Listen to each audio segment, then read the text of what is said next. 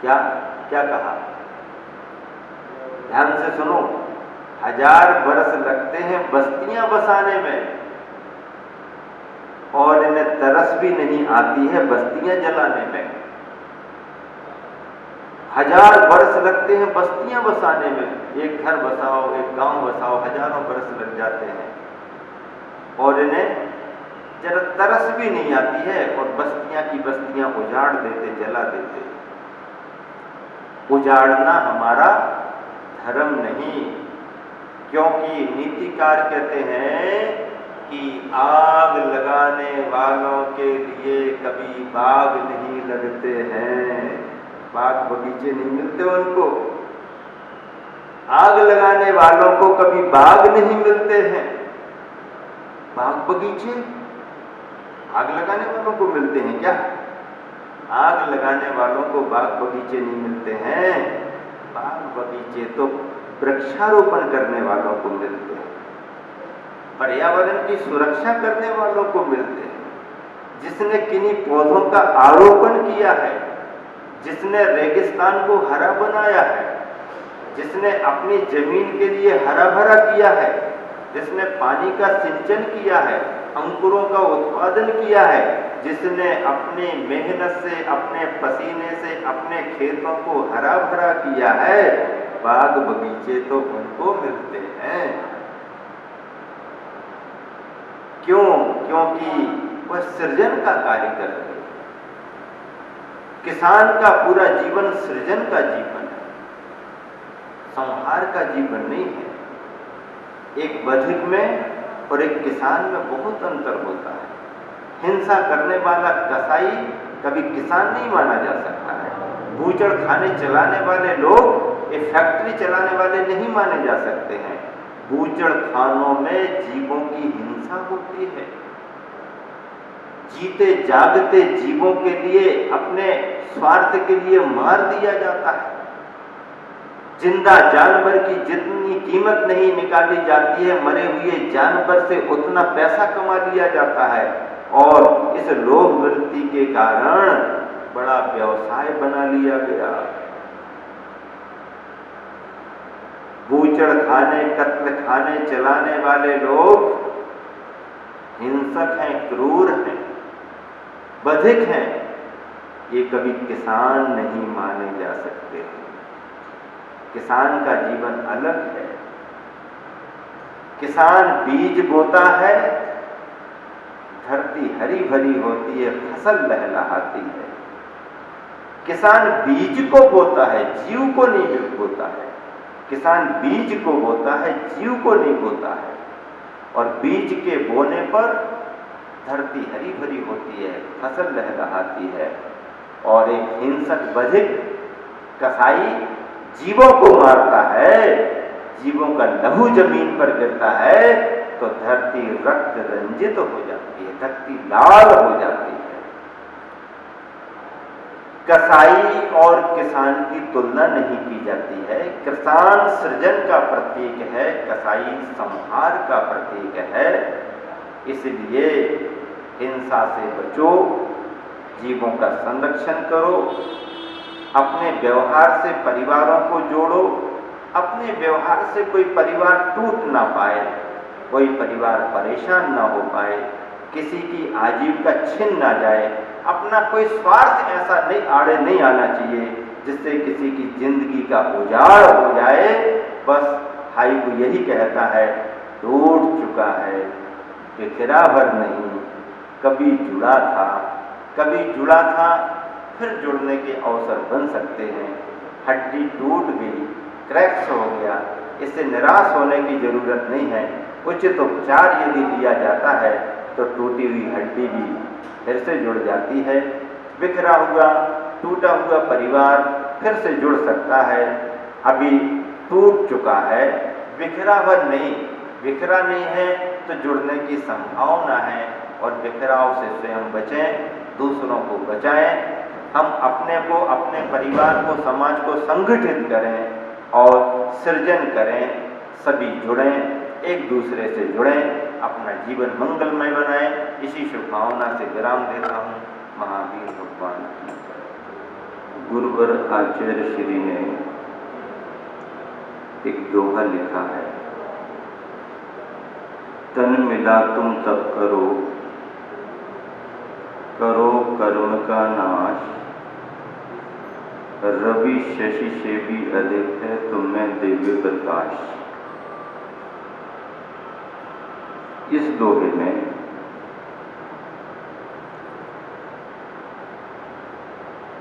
जो शरीर मिला हुआ है उसके उपयोग करने की बात कही गई है। कहा गया है, तन मिला तुम तप करो, शरीर मिला है उस शरीर से तपस्या होनी चाहिए। तपस्या से कर्म का नाश होगा। करो कर्म का नाश। क्यों? क्योंकि रवि शशि से भी अधिक है तुमने दिव्य प्रकाश। तुम्हारे अंदर रवि और शशि की अपेक्षा अधिक प्रकाश विद्यमान है।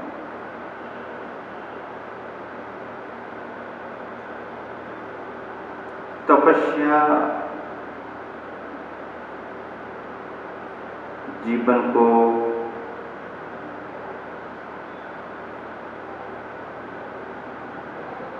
चमकदार बनाती है।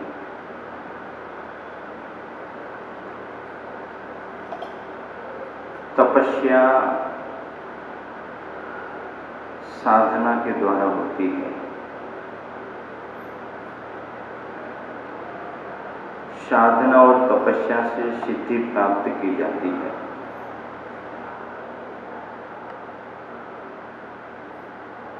मनुष्य के लिए ये कहा है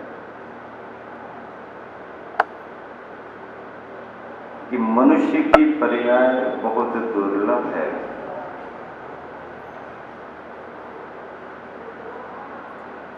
नारायण नारायण, धन्य है नर साधना, इंद्र पद ने भी जिसकी की आराधना, इंद्रों ने भी मनुष्य के पद की आराधना की है। क्योंकि साधना मनुष्य के पद से ही होती है। स्वर्गों में वैभव ही वैभव है, जरा भी प्रतिकूलता वो सहन नहीं कर सकते, सहन करने का वहाँ वातावरण भी नहीं है। नरकों में विचार ही नहीं है, वातावरण ही नहीं है। तिर्यंच पशु पक्षियों में भाव हो सकते हैं और उन भावों को मूर्त रूप देने की उनको सुविधाएं नहीं हैं, अनुकूलताएं नहीं हैं। मनुष्य एक ऐसी पर्याय है जिसमें जो लक्ष्य निर्धारित किया जाता है, ये जो लक्ष्य निर्धारित किया जाए उस लक्ष्य की पूर्ति मनुष्य पर्याय से ही संभव है। और सिद्धि तो मनुष्य पर्याय से ही संभव है। क्योंकि संयम की साधना मनुष्य पर्याय से ही संभव है। गुरुवर आचार्य ने हाइकू लिखा, तपस्या नहीं पैरों की पूजा देख आंखें रो रही हैं। आंखें रो रही हैं। क्या देख करके, पूजा को देख करके, पूजा को देख करके तो हर्षित होना चाहिए, लेकिन पूजा को देख करके आंखें हर्षित नहीं हो रही, आंखें रो रही। इसका कारण क्या है? इसका कारण ये है, पूजा तो हो रही, लेकिन पूजा तपस्या की नहीं हो रही, पूजा केवल पैरों की हो रही। पूजा तो हो रही, पर पूजा तपस्या की नहीं हो रही, पूजा केवल पैरों की हो रही। अब केवल पैरों की पूजा हो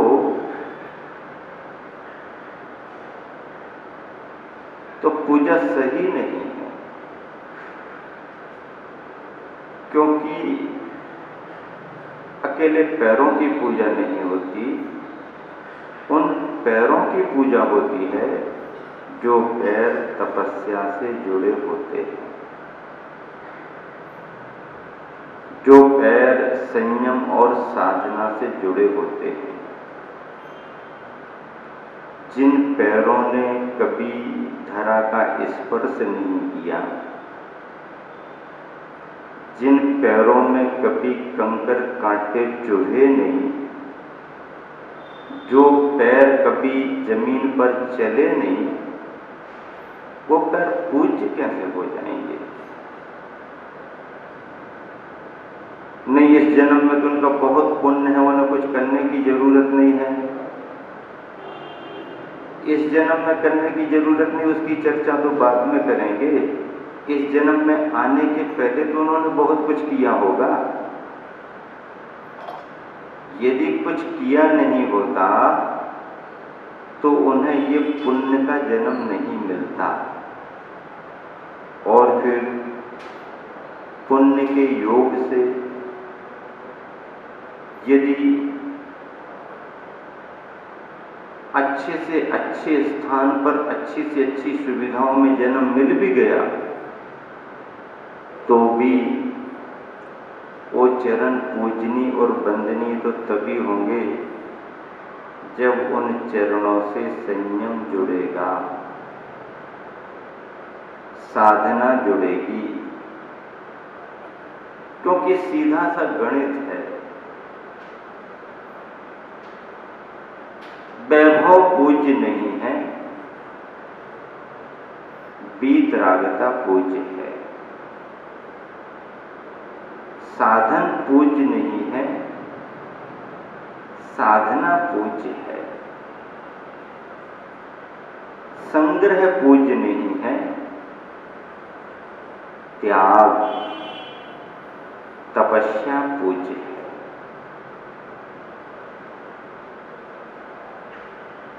मतलब ये हो गया कि वैभव संपन्न व्यक्ति को उसके पुण्य योग से सम्मान भले मिल जाए, सम्मान मिलना अलग बात है और पूजा करना अलग बात है, आदर अभिवादन अलग बात है, और उसके लिए सर्वस्व समर्पण करते हुए उसकी पूजा करना अलग बात है। बात सच है, समझ में भी आती है कि वैभव की पूजा नहीं है, त्याग की पूजा है। विलासिता कभी पूज्य नहीं हुई है, संयम हमेशा पूजा गया है। इसलिए बड़े बड़े राजागण, यहां तक कि मनुष्यों में प्रधान चक्रवर्ती, स्वर्गों के इंद्रादिगण भी धरा पर तपस्चरण करने वाले मुनि राजों की वंदना करते हैं, तपस्वियों की वंदना करते हैं, क्योंकि वो जानते हैं कि ये वैभव जो भी मिला है ये पूर्व जन्म के तप त्याग का फल है, और इस जन्म में भी तप त्याग करना जरूरी है। तपस्या की पूजा हो तो खुशी सभी को होगी, खुशी होनी भी चाहिए, क्योंकि तपस्या वंदनीय है, पूजनीय है। तपस्वी पूजा नहीं चाहता है, पूजा पाने के लिए कोई तपस्या करता भी नहीं है। पूजा प्रतिष्ठा के लिए भी कोई तपस्या करता है तो उसकी तपस्या सही नहीं है, सदोष है, निस्वार्थ नहीं है।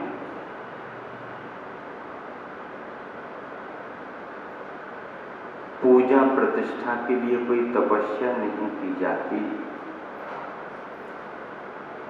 लेकिन तपस्वी ये चाहे कि हम तपस्या करते रहें पर कोई हमारे पास ना आए, कोई हमारे को ना देखे, कोई हमारी जय जयकार ना करे, किसी को पता भी ना पड़ पाए, तो वो तपस्वी भले सोचे, लेकिन उसकी तपस्या की सुगंध तो अपने आप सब तरफ फैल जाती है, और उस तपस्या की सुगंध से प्रभावित होकर, आकर्षित होकर के श्रद्धालुजन आते ही हैं।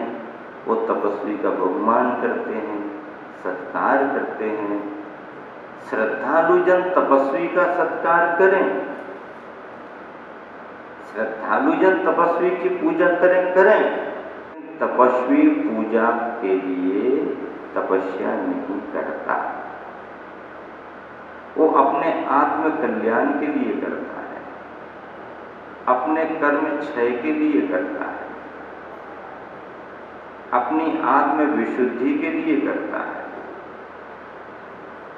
तो ऐसा तपस्वी